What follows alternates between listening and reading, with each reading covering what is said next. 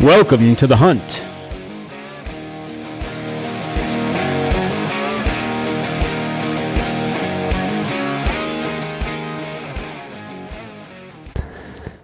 Ladies and gentlemen, welcome back. HuntCast Podcast, episode number 12, June the 9th, 2024. It was a nice fall day here in Pennsylvania.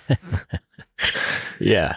Started off with a little rain, and they said that was going to end by 8 and get sunny and be almost 80.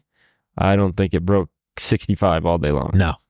And it didn't stop raining until almost 10. Yep. So that's the kind of day we dealt with here in Pennsylvania. Yeah, I was wearing a hoodie Uh-huh. just until this afternoon when the sun finally came out. Yeah. So And so I had to work at the club this morning for the trap shoot, and I had a vest on over my hoodie. That's how cold it was. But so we're back. We're back, and we're going to do a little off the cuff this week. Not so much scripted like we normally do.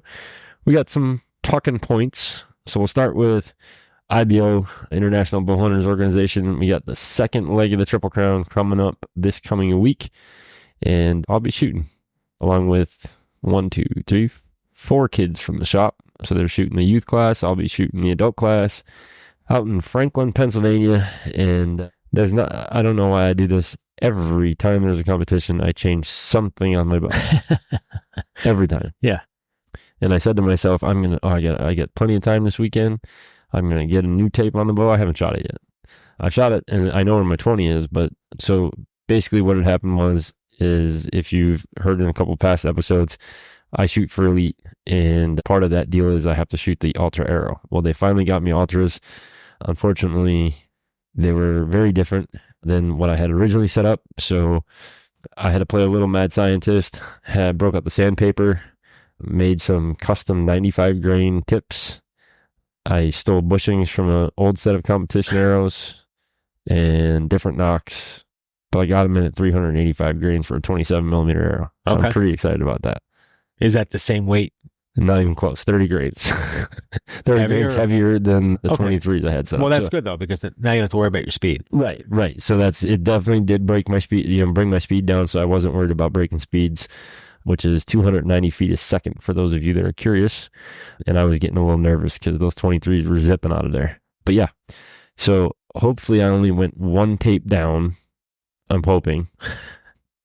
So I'll shoot to clarify probably tomorrow morning, and then Thursday when we drive out there, I'll go directly to the practice range and shoot there and make sure, and I'll take my little gauge with me to put the right tape on. Yeah. But Which sight are you shooting? so I have the CBE Axis with the CBE scope and an 8X lens, Okay. which I'm hoping they don't throw a whole bunch of targets in the dark because I'm not going to be able to see them. Even like my E-Tech, I have trouble with I shut the lights off in the range the other day just to see what it would look like, and it's like a blurry dot. I don't know what happened. It's blurry? Like you have astigmatism? No, not like that. Like the light coming in, Yeah. it's like almost making it like a hologram. Okay. And I don't know why, because I've never had that problem before. But so do you know what the difference is between IBO and ASA? Not really, no. Okay, so As far as the shoots? the shoots, targets, and how everything works. So ASA, you hear us talk about ASA quite a bit when there's events because we give you the standings. So ASA is a center 11 ring, Right. upper lower 12, 10, 8, 5, 0, and then during shoot downs you have the option to shoot for the bonus 14. Okay. IBO only has the center 11, which is bigger, the 10, 8, the 5, no bonus rings no matter what. And basically, there's 20 targets on an IBO course, I believe. I think it's 20. Yeah. I'm almost positive. But then the biggest difference is ASA, you have the option to shoot known or unknown distance. Right. Okay. IBO is only unknown. Okay. Doesn't matter what class you're in, everything is unknown. It's all judging. And that's going to make or break people. Yeah. And that's kind of why I never got into ASA shooting, because the guys that shoot the unknown in ASA are really good at judging and they're really good shooters. Yeah. Or they're phenomenal shooters and shoot known class. And then you kind of screw yourself, lack of better terms, if you make it to a shoot down, because those guys can hit a 14 with their eyes closed. Yeah, right. So you kind of have to put it all together with IBO. You have to be a halfway decent shooter and be able to judge distance pretty decently. Yeah. I've seen guys try to like just set their sights at like 35 and shoot, aim high, aim low type of thing. My downfall is 2 years ago at Worlds. I missed a target that I should have never missed, but I misjudged it. And yeah, well, that's part of it. Right. That's Yep. part of the deal. So that's it. And when you're off by a yard or two at that kind of distance, it's a big gap. yes. So, Yeah.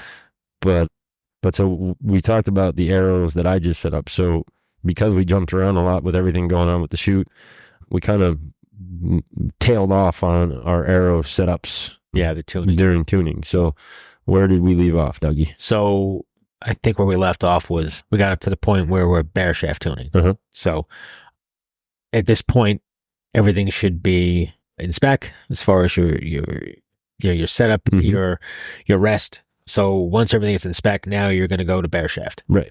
And I typically will start my bare shafts. I'll shoot it like 6 or 7 yards. Mhm. Some guys shoot closer, some guys shoot a little further. That's typically where I go. You can go 10 feet, Mhm. but I shoot through paper and bare shaft and start there. Yep.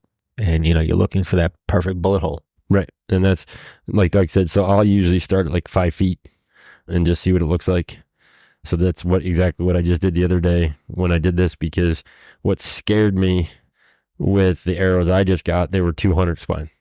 Yeah. And I'm It's only real shooting stiff. 63 pounds. Yeah.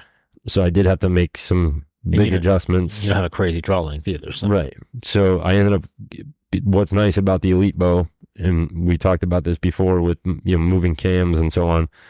Elite has set technology, so you are actually moving your limb set rather than your cam. Yeah. So I did have to give it quite a few turns to get her in, but I went all the way back to 30 and shot it with a bullet hole. Good. So I was happy. Yeah, that's it. So once you get to that point, Mhm. when you're shooting bullet holes at 30 yards, Right. now, you're leaving nothing to chance. You're not relying on those veins to steer the arrow. Right. It's coming out perfectly straight, and you have no concerns. Right. So all the veins are going to do at that point, once the veins are on, is help it stay straight. Yeah. At those, Further 40, distance. 50, Yeah. 60 Mhm. yards. Mhm. So, yeah, I totally agree with that. I like to, I'll shoot my bare shafts out 20, 25 yards. Yep. Just to confirm that everything is, where it's supposed to be. So, yeah, to me, that's the only way to do it. Yeah. And that's, we talked about putting the veins on and everything. So we do a lot of right helical at the shop. Recently, we got one of the OMP jigs, and I got it specifically in left-hand helical, just for those couple guys that will come in and go, can you do left helical? Yeah. So I started doing it just to see what it does on my arrow. Now, the only thing that I've noticed, it does spin a little faster, but I have noticed I've had to kick my sight to the left more than normal, because I think it's actually pulling it. Okay. It's spinning it so fast that it's actually letting it, glide to the left a little bit. Right. Not a big deal. I mean, 6-7 click, it's not huge, but yeah, at 60 yards, that's a lot. Oh yeah. Yeah. 60 yards is a lot. But yeah, so I mean, if you have everything is done with the bow the right way, you have your bare shaft tuned. The only thing that can cause issues at this point is an arrow that is overstiff, understiff, or you have the wrong components on it. Yeah. And most people don't realize this, is the knock is very important, and where your D-loop is tied. Yeah. So like I use all Easton knocks, no matter what arrow it is. Like even my alters have Easton G knocks in them. Yeah. And all of my strings, when I order them specific to have the serving set for an Easton G knock. Okay. So a lot of guys put soft knots in. I don't like knock points. Yeah. I think it creates more pinch than it doesn't. So what's your take? You want soft points or no? I don't use them. Mm-mm. No, I don't use them. I just set my D-loop. I leave a little bit of play in there so that at full draw, it'll kind of just touch the knock, but I don't tie some soft knots in there. No. Me neither. We have had a lot of guys that came in, to get tuned, and there is soft knocks in there, and then I have to cut them off, and it's a pain because the way they're tied, they're put on normally before a D-loop is put on. Some guys have figured out how to tie them with the D-loop on it, but I, take them off, and you could tell it was pinching on the knock. So that's going to create a whole lot of issue for your arrow flight if it is pinching. But if your knock is too tight or too loose, that's also a problem. So that's why you have to be careful on the strings that you put on the bow, because if it's a really thick center serving and you're running a really skinny knock like a boning, it's gonna have a hard time letting go. Yep. And that's going to create issues for you. Yeah. Or vice versa. Right. If it's loose. sloppy. Yep. I've seen guys dry fire their bow, where they draw and that thing pops out. Yep. And that's an issue. So it's kind of something that it gets overlooked a lot, but it is pretty important. Yeah. Yep. And the vanes, again, the biggest thing that I tell people is to stay away from a straight vane. You want some sort of helical on there. Straight vane, to me, creates drag as the arrow's spinning. Yeah. So the right helical, even though your arrow might clock left when you shoot it, a right helical it's going to stop the spin and re-rotate it to spin right. Yep. A left helical, if your string is going to clock your arrow to the left, then it'll spin faster. But the vanes aren't as important as some of the other stuff. Yeah. The spine stiffness we talked about, I literally just talked about my arrow. It's a 200 spine. Normally all of my arrows are 340s. Yeah. Target arrows are usually a little different, but 200 was like really pushing it. Yeah, it's real stiff. Yeah. Yeah. And I didn't even know that they made a 200 spine 27. Yeah. But so far so good. Like I said, they're shooting good. The part that I did not enjoy was sanding down a dozen bullet tips. Yeah. To get them to close to 95 grains as I could. Yeah. Thankfully, there were other tips that happened to fit it. Okay. So it just took me a little bit longer because I was trying to be, that sub 400 grain, just so I had some speed. But yeah, you always want to be right there on the edge, right? Yeah. You don't want to be too slow. No. And if 390 is your match, you want to be 290. I'm sorry, 290. Yeah, you want to be like right there. Yep. So. Yeah, like if I can float between like 280 and 290. Yeah. And I've seen guys do this, not that I would do this, but I've seen guys like draw but don't get all the way into the back wall. So when they shoot through the chrono, it doesn't come out at 293, it comes out at 289. Yeah. But yeah, so now I ended up putting kick-out bushings in these arrows. Okay. Which were what was in my old arrows, and that's my safe play defense. At least if I make a good shot and somebody gets close, if they hit me, hopefully it might still bust my arrow, but normally if somebody hits that bushing, it drops them. So that's defense, baby, all the way. How heavy are those? They're like 16 grains. Okay, not too bad. Yeah, they're not horrible because they're not as tall as a normal bushing. So like I cut those arrows. If it's something falls off my wrist because of wind, I'm going to have to let down. There's no way I can get my finger up there to get that arrow back on. Yeah. It's that short. It's like, the tip sits right in front of my launcher. Yeah. Okay. So, hopefully there's not a lot of wind and nothing comes off because they're still pretty light. So if it's a gust of wind and blows the arrow off, I'm definitely letting down. Yeah. And as long as it doesn't come off the string, that's where that knock comes in handy. Because if I have to let down, I don't have a cage and I can't get my finger on the arrow. Right. The goal is if it does bounce, it doesn't come off the string because then it's considered a shot. Yeah, right. We don't want any of those. The least amount of zeros possible. Yeah.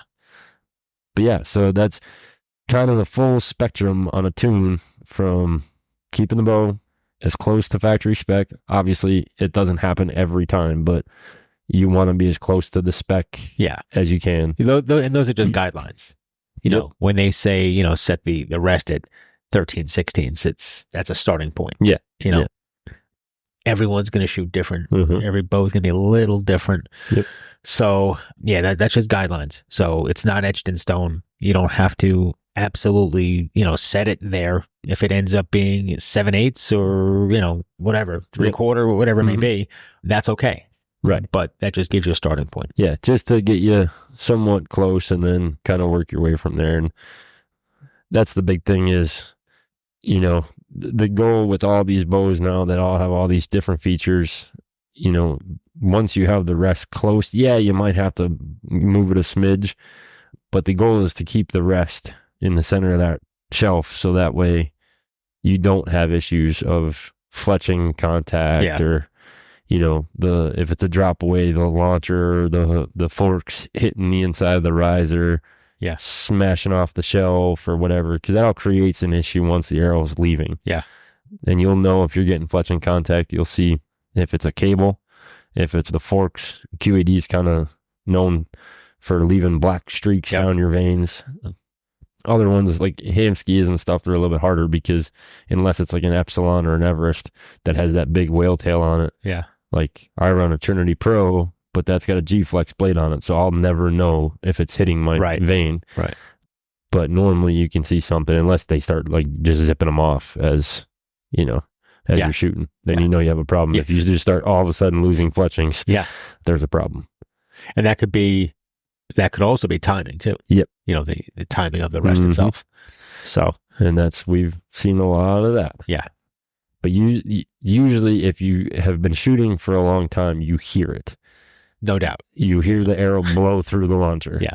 But for somebody new, they might not understand what's going on. And then they're like, all three of my veins fell off the arrow at the same time. We know what happened. But yeah, so I'm excited about, you know, this bow. It's holding really good for me at distance. And thankfully the tune is like, I literally switched arrows and within probably 5 minutes had a complete tune with new arrows. But that tune is what makes it important. There's guys that just, the way they hold the bow, it's almost impossible to tune it. We know some guys that it's called torque gripping, and it's just the way that they're holding their bow hand on the bow. It's, you know, everything looks level. But all of a sudden you shoot and you have like a 3-inch tear to one side. So the more you can work on your form, the better. But that's, you know, the key for me is I try to make sure I don't put any type of bias in the bow when I'm tuning. I obviously make sure that I don't even look through my peep when I'm shooting close to the paper. I'm looking at the bubble in the level and making sure it's, you know, the bow is as quiet as possible. Because that's the other thing. If you walk up to a piece of paper and everything is right, but you aren't paying attention to that bubble and shoot, you're going to get a tear because your bow is canted. So the arrow can't come out straight. So that's the key, especially for hunters shooting broadheads. And that's really where it all comes into play. You know, when you're shooting field tips, you know, you can get away with a lot. But you put a broadhead on there, and that's really when all those little issues really get magnified, and you see everything. So, it's really important to, you know, to do that as well. You know, put your broadheads on and tune it with the broadheads. Now, if you're shooting a quality broadhead and you're shooting bare shafts perfectly, then I never have a problem. I can just screw my broadheads on and I never have to make any adjustments. So that's the whole reason for tuning the bow. And that's, you know, the broadheads, some guys don't want to shoot their actual broadhead because, you know, they're $30-$40 a pack and you burn one shooting into foam 100 times. That's the key where these higher end, better broadheads come with a practice tip. Because it's not so much of when it hits the deer, it's what it's flying like through the air. And so most of the practice tips are set to the closed flight if it's a mechanical, or what it's going to fly like if it's a fixed. So it makes it a little bit easier to do that. And then obviously the other guys that want to make sure the tune is as good as possible is guys that are shooting competition archery, not so much 20-yard, you know, indoor competitions, but field tournaments and hunter tournaments and 3D tournaments. Because the shots are, you know, 30, 40, 50, 60, depending on your class. And it may look great at 20, but at 60, it wobbles like a son of a bee. And that creates big issues or low scores, one or the other. Sure. And, you know, as far as guys not wanting to shoot their expensive broadheads, I get that. I don't agree with it. Oh, me neither. Because, you know, listen, for the 30, but if you blow up a broadhead for $30, at least you know where you're going to hit. you owe it to that animal to 100%. to make a perfect shot and it as clean as possible. So, and honestly, I sharpen all my broadheads anyway. Yeah. So if you shoot a few times into the foam, you take it apart, run it across the stone a little bit, or just touch it up a little bit, and it's actually I actually sharpen my broadheads sharper than when I take them out of the package. Yeah. So, So it's, to me, that's not an excuse. No. You've got to shoot your broadheads. The guys that I see that complain about that the most are the guys that aren't like you and me, or aren't like a lot of our listeners, where we're hunters. Yeah. They want to be a bow hunter. Yeah. They want to be an archer, but that's what you don't understand about archery. I tell customers this all the time in the shop. Archery is a buy once, cry once sport. Yep. Spend the money now and worry about it later. Yeah, no doubt.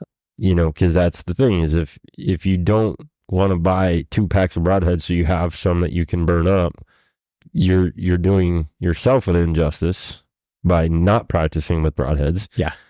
You're possibly causing harm to a game animal and not harvesting it correctly. Yeah.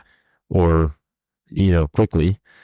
So yeah, totally agree. I just know from people that come in, Yes. The stories I hear. Yeah, they bitch about the price. And, oh man, these are $35 each, and but it just, you have to know where the broadheads hit. Mm-hmm. You spend all that time in the tree stand, all that money you spend. Mm-hmm. You spend 8 hours in the tree to finally get a shot at dark, and you miss. Hey, better. Yeah, and it's happened to all of us. But you've got to cross all your T's and dot your I's. You have to cover all the bases. 100%. And that's why we do the broadhead night at the shop. Yeah. We usually do it in like late August, early September. Yeah. I take a pack of every broadhead that we have in the stock.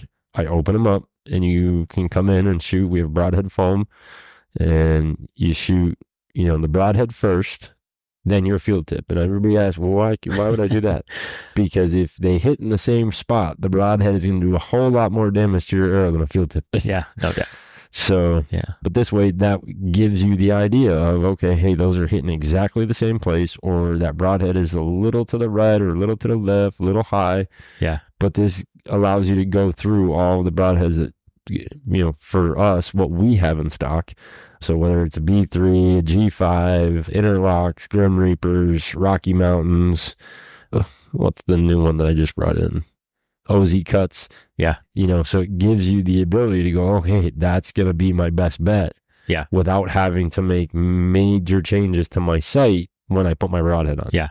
Because if the bow's tuned, it still doesn't matter if it's tuned to a broadhead. A broadhead it's creating drag in the front of the arrow, which is not where you want it. And it steers itself, even though the arrow is flying completely straight. It's just steering it somewhere. Yeah. So like you said, normally it's not a big miss, but 3-4 inches to the right, 3-4 inches to the left. Sure. You make a bad shot because there's a limb in the way, or, he's moving, and that 3-4 inches, that becomes like a quarter mile. Yeah. So that's either a brisket shot, a miss, a gut punch. So yeah, it could be nasty if you're not paying attention to what you got going on. Yeah. So yeah. So that's pretty much wrapping up tuning. So we've talked about just about everything on the tuning side, and we'll get into other stuff as we go through the summer. But now we most people missed, if you haven't planted yet, food plot season. Yeah. You kind of missed, the early stuff to get it in for summer. Doug and I were just talking about it before we jumped on, is, we've just started seeing bucks in velvet. We've got bucks on our cameras. We've got bucks on a couple of our food plot clients' cameras.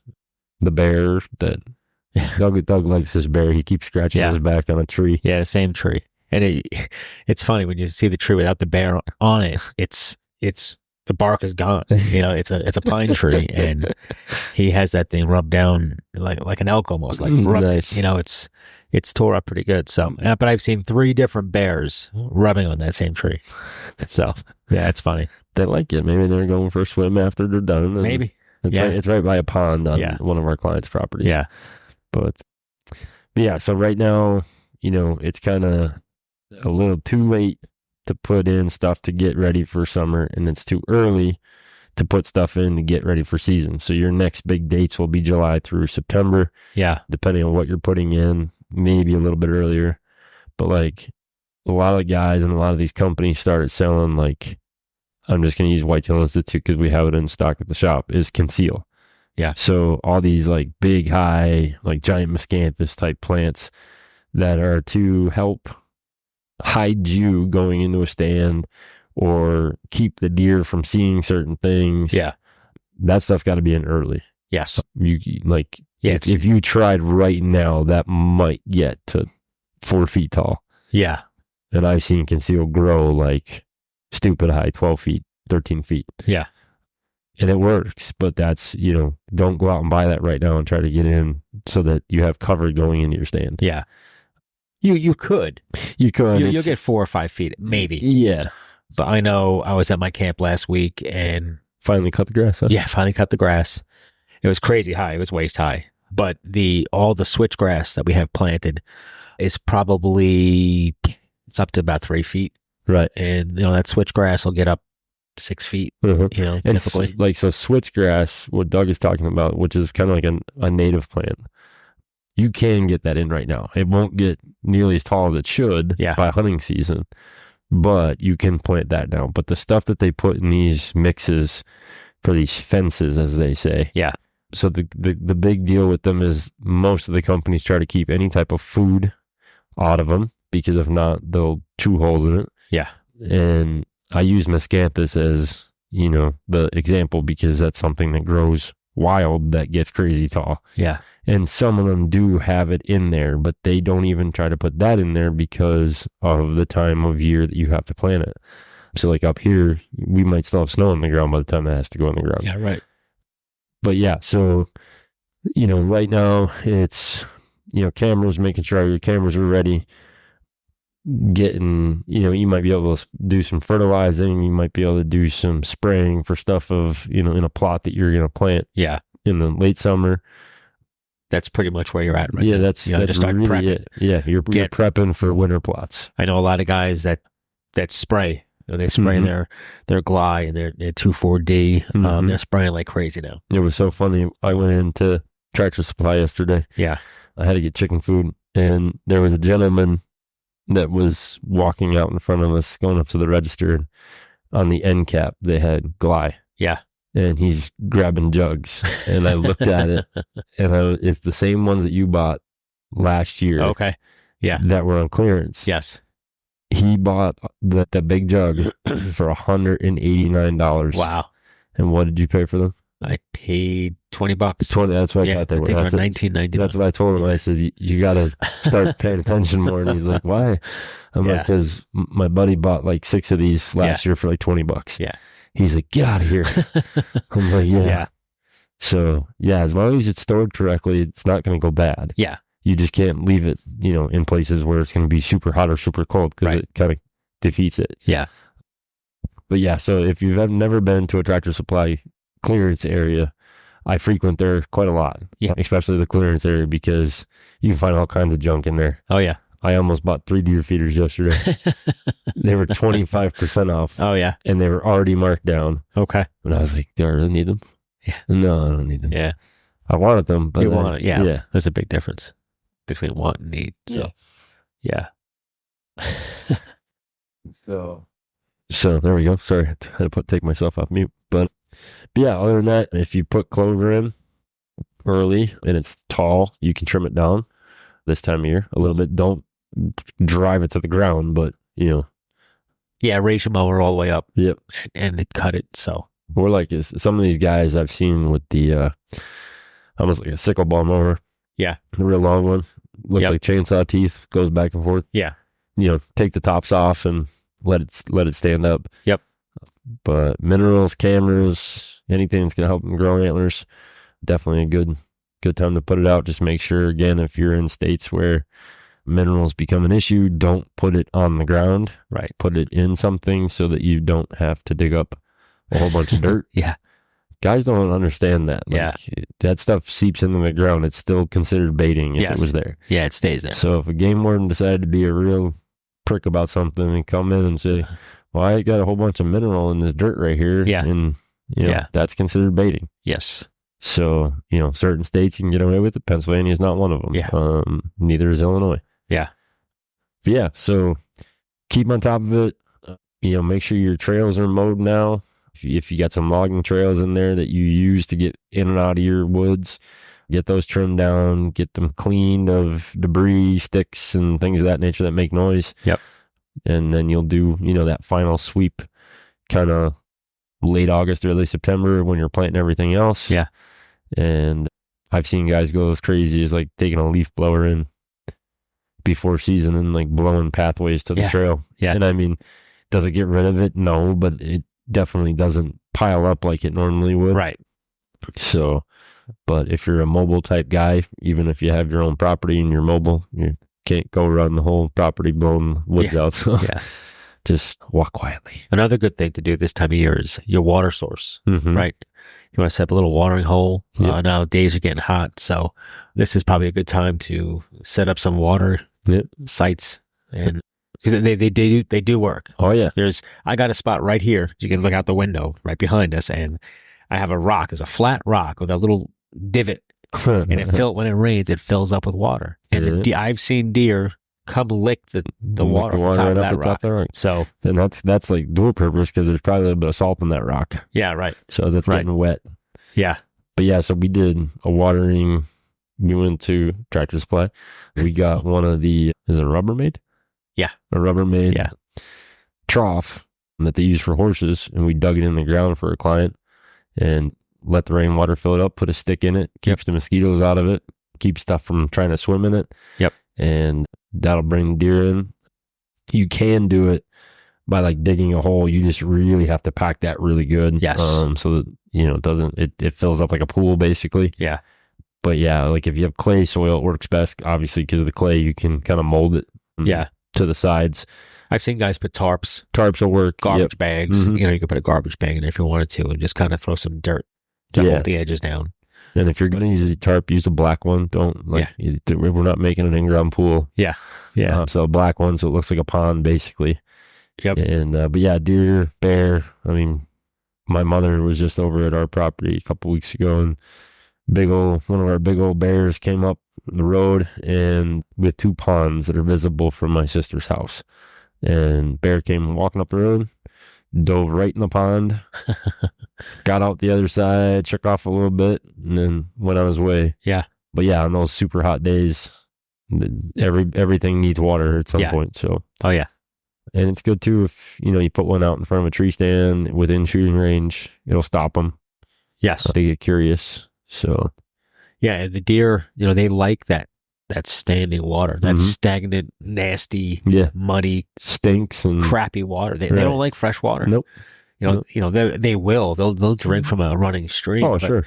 But yeah, they'd rather have standing water that's just kind of stagnant and nasty. Yep. I don't know why, but they do. So, so don't let that scare you. Nope, not at all. That's and that stick like plays that role. Like it lets it, obviously the water's soaking into that branch. Yeah. But it's keeping at least the bugs away and the stuff that's going to cause problems for you. Once in a while, you might find a snake in it. Just shoot it.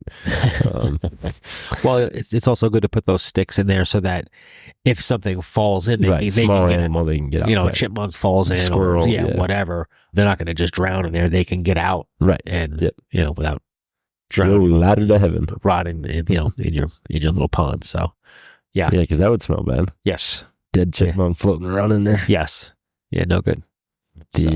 So that's where we're basically at with, food plotting right now. So make sure all your equipment's ready as far as tractor, ATVs, UTVs, whatever you're using to plant, spray.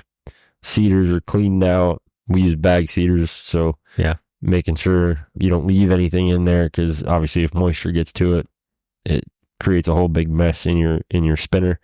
So make sure they're cleaned out.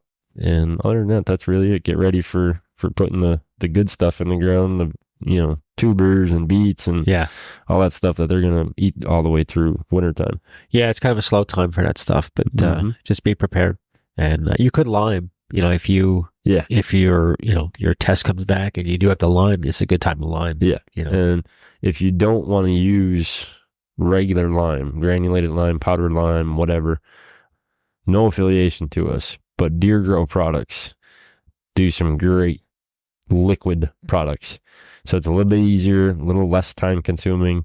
Yeah. You're just mixing it with water. Downfall is you need a sprayer. So if you don't have a sprayer, you're, up the creek, as they say. Yeah. But they do like a plot starter, plot booster, regular like liquid lime. And then they also do one for nitrogen. So like in garden terms, because I just had to do this yesterday, that was my original reason, go to Tractor Supply. Yeah. Is blood meal. Blood meal is an organic material, so I can put it in a vegetable garden and I don't have to worry about stuff that I don't want to eat. Yeah. So you can use blood meal, but blood meal is not cheap to do a plot because you need a lot of it. Yeah. So you would probably take whatever the price of your granulated lime would be and like triple it. So it's Nitro Boost, they call it, from Deer Grow. And that helps because you can do it while everything is growing. So it's not something that you have to like do at a specific time. You can go out and spray while everything's still coming up. Okay. So, yeah. But yeah. So yesterday was funny. We had 2 customers come in the shop and I saw them pull in. I saw New York plates, front platers, as we call them here in Pennsylvania. Doug's a former front plater. Yeah, full. But so I was like, that was weird. And they came in and I thought I recognized them. And turns out they found out that we had the shop by listening to us ramble through the microphones. So it's pretty funny. So if you guys are listening, shout out. Thanks for stopping in the shop yesterday. Yeah. They were actually down at our archery fest, and they thought that's all we did was like we had a podcast and we put on the shoot. Right. Until they heard the podcast and found out we had a shop. So just wanted to say, what's up, guys? Thanks for stopping in. But yeah, it's kind of odd. Yeah, I mean, we see New Yorkers every once in a while just because a lot of them have vacation homes up here. Yeah. But on a Saturday, it was like a weird, like normally we get calls because they want to come in and shoot, rent bows or whatever. Yeah. So they'll call and obviously I didn't have a call from them. So, but it's really not that far. No, they're out of Binghamton. Yeah. So 45 Binghamton minutes. is pretty close. Yeah. You're in Binghamton in 45 minutes. You could be in Port Jervis going down 84 in 45 minutes. So yeah, New York's not that far. Nope. So, but yeah, so they actually came in and they were looking for a Epsilon target conversion kit. And was trying to build it without having to, make them spend $30 because all it is a blade. Right. And some screws. And I swear to you, no, we're a Hamskea dealer. I have the dealer parts kit, which is a gigantic plastic tray with the little cubbies in it. Every little screw is marked on how much it is, what the part number is. Yeah. Every single one that was in that kit to do what I needed it to do. We needed the screw for the launcher angle. Right. They don't have one in there for an Epsilon. Really? And I think they do it so that you have to buy the kit because the kit's like $30. If I could have found the screws, it would have cost them like $7. Yeah. Right.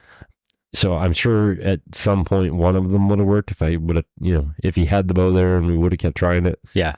We probably would have found one, but no go. So before we jump into the next one, we're really going to get off the cuff because Doug has no idea. Like this was something I was thinking about on the way over here. Oh boy. Yeah. So this weekend for the New York, PA, New Jersey guys that have heard of RBD, they do similar to IBO. They do like a 3-segment shoot.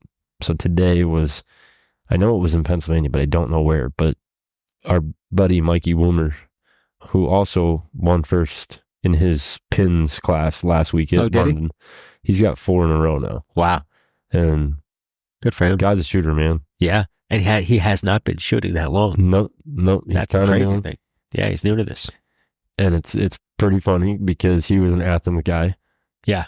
And now he's shooting an elite. Oh, is he? Yeah. Oh, so I didn't really know what he did or if he had got rid of the green goblin. The green goblin, yeah. I wasn't sure about it. So, and it's funny because he just made a video. So he does a lot of YouTube stuff, and he's just a funny guy. Like I met him like in person at Lancaster, and super cool. Just laid back type of guy. Is just fun. Yeah. And so he does a lot of YouTube videos. He's a truck driver by trade.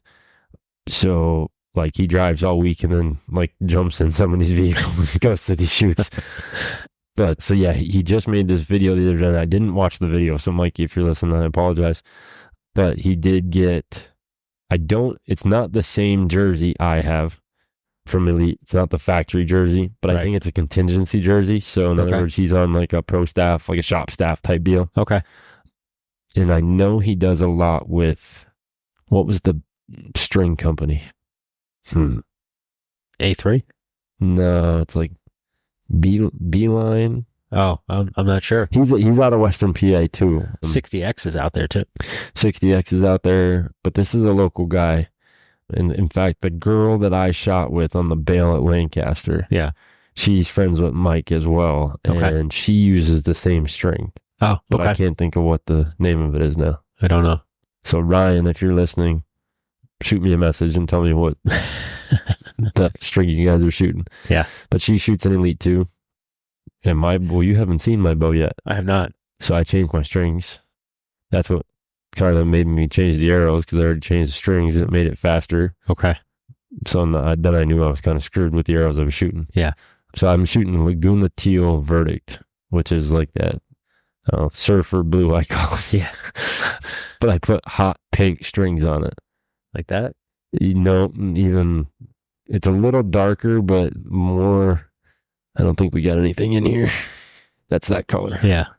But yeah, so I put hot pink, like bright pink gas strings on it. Of course you did. Yeah. Yeah. I figure if I shoot bad, at least my bow looks good. Yeah.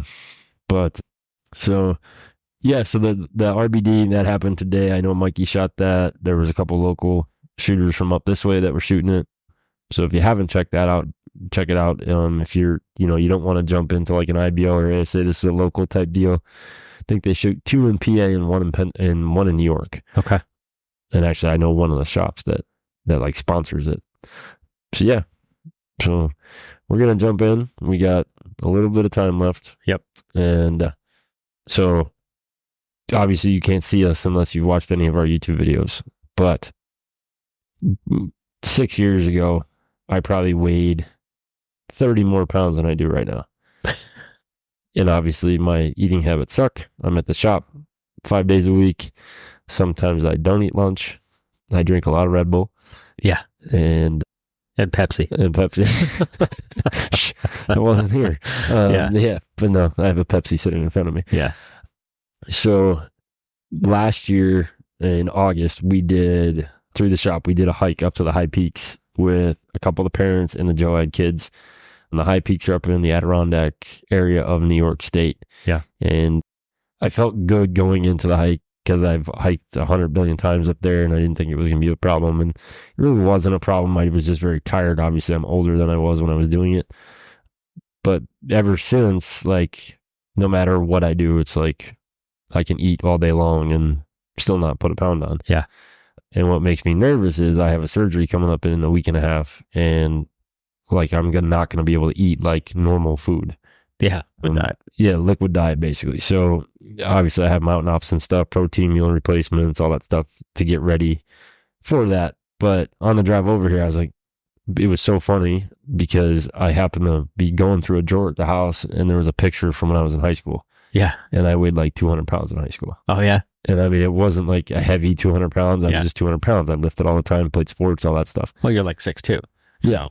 Right. So yeah, it looked right. Right. And I'm like, my God, like if I can just get close back to that, I'd be happy. And I'm not like horrible.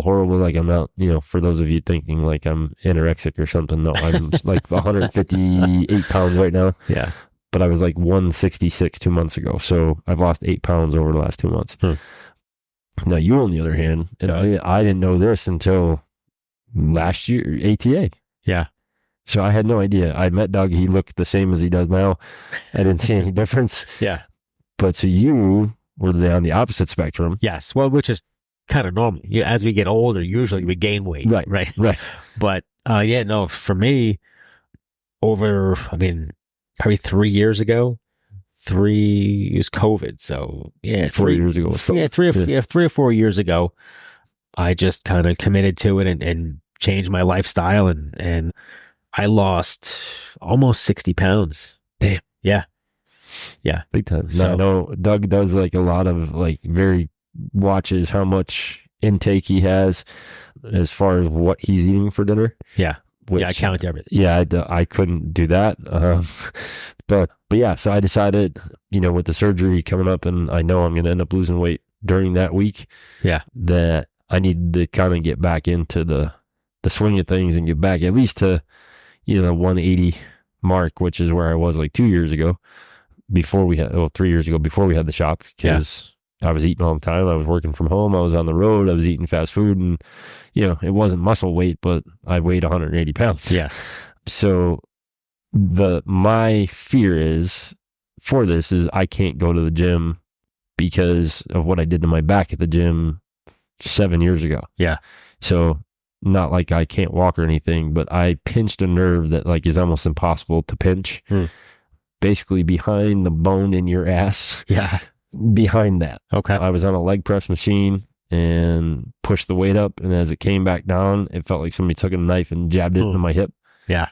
And so then I kind of eased off the gym, got into a little bit of CrossFit once my hip was better, and then threw my back out doing a box jump. Okay.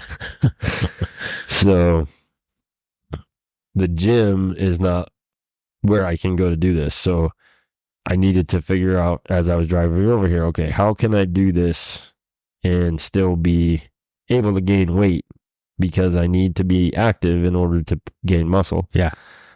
So at my peak of like out of high school, working on the road all the time, climbing was what kept my muscle built and kept me in shape. Yeah. Aside from hiking and stuff, which, that's easy. So we're going to introduce a bet. See, Doug had no idea. He's like, son of a Here bitch. we go. Yeah. So my goal is to get back to at least 170 by hunting season. Okay. So now you have to come up with a goal, and we're going to bet on it to see who gets there. Well, it's funny you say that, because I want to get down Okay. to like, ideally, I'd like to get down to like 175, Okay. which is going to be, that's like 10 to 15 pounds for me. Okay. So basically we could get to the same weight. Right. So there we go. So you guys have to, we're going to hold each other to this, and Yeah. you guys have to attest to it. So, You're looking to gain 15. right. I'm looking to lose 15. Right. So- So what we're going to be able to do is we're going to, kind of videotape some of the stuff that we're doing as we're going. So the reason it made sense to me to do it was we are doing a hike again in August. Yeah. With some of the kids. And then this year we wrapped in Camp Freedom to it, and we're taking a vet and their child with us. And this year we're doing it a little differently. Last year I pushed the group a little further than they preferred. So this year we're gonna day camp it. We're gonna go in to camp, the first night, get up in the morning, do the peak, and we're doing Mount Marcy, which is the highest peak in New York State. Yeah. So I'm giving them a break. But what got me thinking about the whole climbing thing was years ago I used to rep a company called Copa USA, and this was in 2005 and 2006. So we're talking almost 20 years ago. Yeah. And they were the coolest guys. So the company was based out of Mexico, but the two other partners were from the U.S. They were from California. John Backer and Steve. I'm going to kill his last name, so I'm not going to try to pronounce it. Carafa. But regardless. So anyway, so what had happened was, and the reason I kind of got away from climbing, like craziest thing that could have ever happened. So I'm supposed to fly out to Utah and meet them at Outdoor Retailer in 2006. Okay. And John and Steve said, hey, just fly out, tell us when you're going to land, we'll pick you up, and then we'll get you, back to an airport and get you home. Yeah. So I'm thinking, this is cool. So I literally broke my leg 4 days before I'm supposed to leave. Oh, jeez. So I called them and I said, hey guys, listen, I'm not, it's broken. I'm not going to be able to like stand on a show floor for, 4 days. Yeah. I apologize, blah, blah, blah. Well, they get done with the show. They pack the truck up and they had to take one person to an airport. And the deal, I forget what it was. I was supposed to stay out there and climb with them or something for a little bit. Well, yeah, that's what it was, because we were staying at Steve's house. Okay. And I was bummed because I couldn't go. And on the way, after they drop off from the guy at the airport, they're on the way to Steve's house and get in a car accident. Oh, God. And Steve gets killed. Oh, jeez. And literally, aside from like taking the kids to a small like kid climbing gym, yeah, I haven't climbed in almost 20 years. Wow. So we're going to see how this feels. But I'm excited about it because, like I said, it kept me in a whole lot better shape than anything I've ever done. Yeah, right.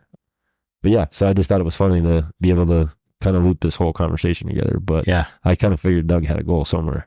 Yeah. And it's, I can't even wrap my brain around the fact that, you can gain 15. I could gain 15 pounds in 2 weeks if I without even thinking about it, honestly, so I can't imagine. Doctor says I got a high metabolism. I guess so. Because I've seen you eat. Uh-huh. And, if I ate what you ate, right, I'd weigh 300 pounds. Uh-huh. Yeah. And that's like, so for what Doug is saying is, I'm at the shop, so I eat like pizza, fast food. You drink cup of Pepsi. noodles. Yeah, Pepsi like it's. So my goal is now, so with this whole surgery deal, so I chew tobacco, and I'm obviously with the surgery that I'm doing, I can't. So that's going to be number one. So I know I'm going to gain weight from that, not chewing. Yeah. Because the tobacco is going to work its way out of my system. The goal is to cut off the Red Bull. I can't cut off Pepsi. It's like impossible. I literally don't drink anything else. So the Red Bull, that's the goal, is to try to get off the Red Bull, because obviously the Red Bull has, caffeine in it, so does coffee and whatnot. But if I can go back to drinking night and stuff in the mornings.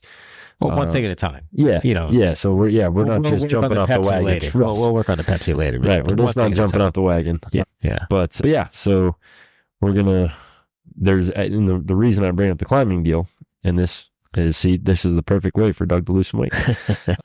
The new Lace Village that's opening up in Scranton. Yeah. They actually have a climbing gym opening up in it. Oh, yeah? I didn't know. So that's right here in Scranton. It's like, 10 minutes, 15 minutes from where we're sitting. Yeah.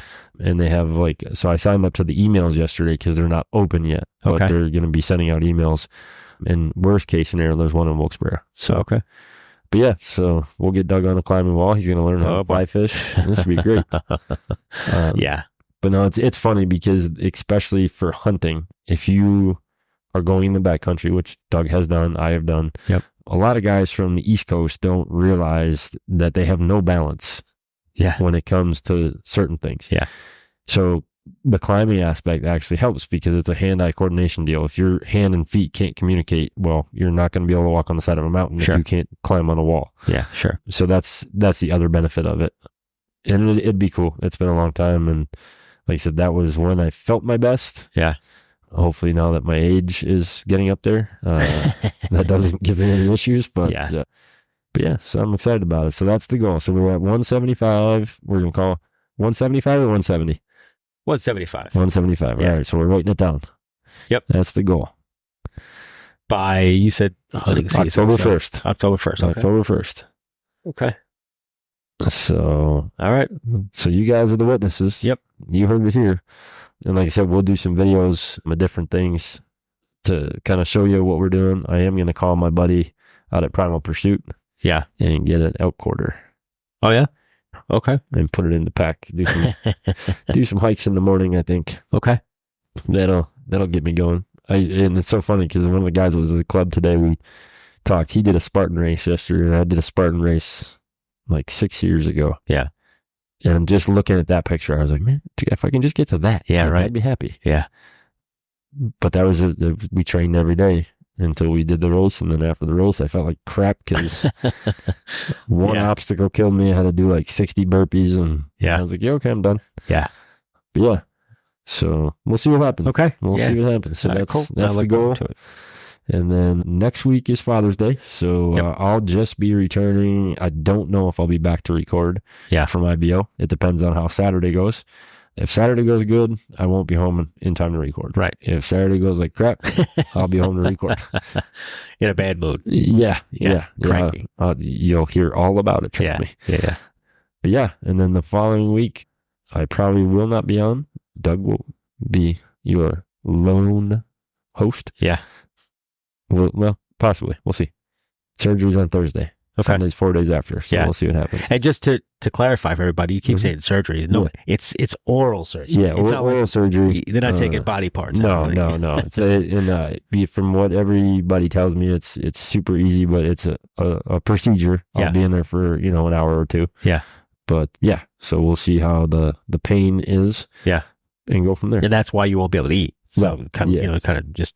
Yeah. I'm not buying or nothing. Yeah. They're not taking a leg. But yeah, so it's not transitioning. Yeah, no. That was a good one.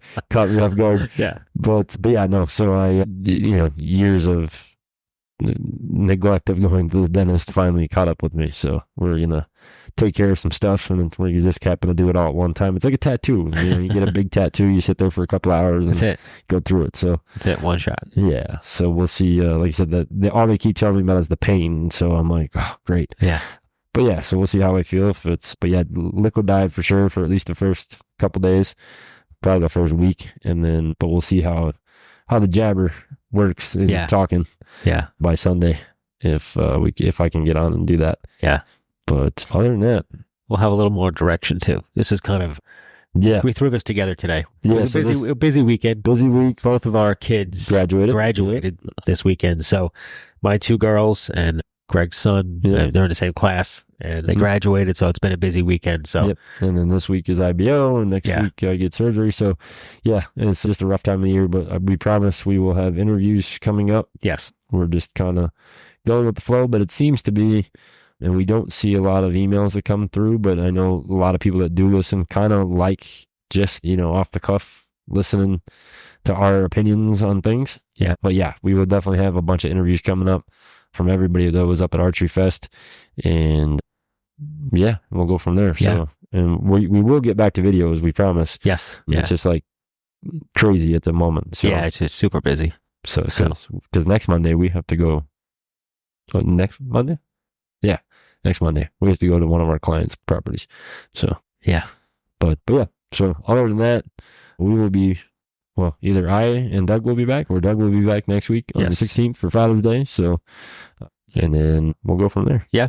So, thanks for tuning in. We appreciate you. And if you do want to hear about something, talk about something, give us a shout. Yeah, let us know. HuntCast Podcast at gmail.com. And if you haven't seen the videos over on YouTube, check out our YouTube channel. And there'll be plenty more to come. We got a new camera ready to roll. Yeah. And so hopefully there's no more graininess, no more forgetting to hit the record button, all that fun stuff. So we appreciate you guys. Enjoy the rest of your weekend and your evening, and we will talk to you next week. Yes, see it.